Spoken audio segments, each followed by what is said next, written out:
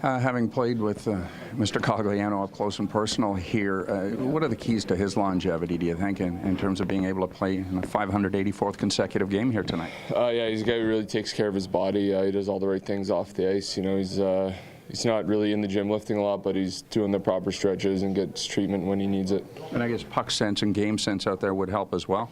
Yeah, I think so. You know, he gets in the corners, but it's very rare you see himself put himself in a bad position. And what was it like for you to play back here in Anaheim, obviously, former team? I mean, I like to say it's something new, but it's not for me. I've played in old teams' buildings before, so it's not much different than playing them in Toronto. What's it like when you play with Phil? Is he a unique player kind of to play with in the sense of speed and everything? Yeah, he is. He's very dangerous, and I think the challenging part for myself is sometimes I know he wants me to make plays when it's like a 2-on-2 or something like that, but it's tough to decide to dump the puck in when you got a guy like him with his skill. Do you have to just keep playing, just say to yourself, yeah, play your style? Yeah, exactly. I can't change the way I'm playing because I'm playing with Phil. You know, I mean, I think I'm there for a reason, and it's to get puck backs on the forecheck and create more zone time. Have you noticed a change in his game the last 3 games here? Yeah, I think so a little bit. I mean, you see him hitting some guys and taking hits, and you know, he's getting a little grittier, that's for sure. Bruce Boudreau says their game plan is to keep you guys below the circles tonight and prevent the breakout. How do you best as a group, as a 5-man unit, try to defy that? Just try and bypass as much as possible and use our speed. You know, I think that's one of our main attributes as a team is team speed, and if we get going out of the offensive zone, out of the defensive zone, it should translate in good ozone time. You've seen this matchup now from 2 sides. Leafs this year, 1 game, and obviously last couple of years in Anaheim. Why has Toronto had success against Anaheim of late? I don't know.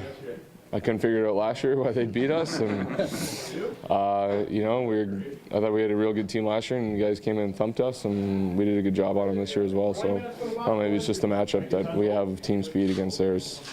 I don't think there's really any real key to why we beat them. How hard is it to prevent bad habits from creeping back in? Peter's been talking about we got to be, you know, disciplined to this thing. And this is a team that the Leafs have historically scored a lot of goals against, and the games have been somewhat wide open.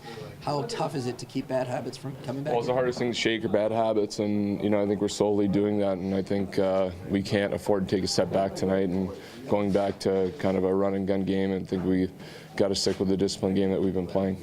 Have you seen a change in philosophy maybe over your career from when you first came in about defensive play in terms of maybe, you know, combining someone like yourself with an offensive player to try to round out a line? Yeah, I think there used to be much more defined roles. You know, it was like, okay, this guy's going to play this line and he's going to be stuck there. You know, there wasn't much movement in the lineups from my early stages of my career, but I think you see it a lot more with teams, and I think it's just going to, you know, trying to get guys complement some guys' weaknesses, so I think that's the biggest thing. You seem to be used to throw together 3 of your best offensive players basically, and those guys score. Yeah, I mean, that used to be the way, but now it's some teams match up their other team's top line, and they might have a couple good defensive guys on the team. You know, you go up against Taves, he's up for the Selke every year, so it makes it a little harder, that's for sure, with 3 real skilled guys.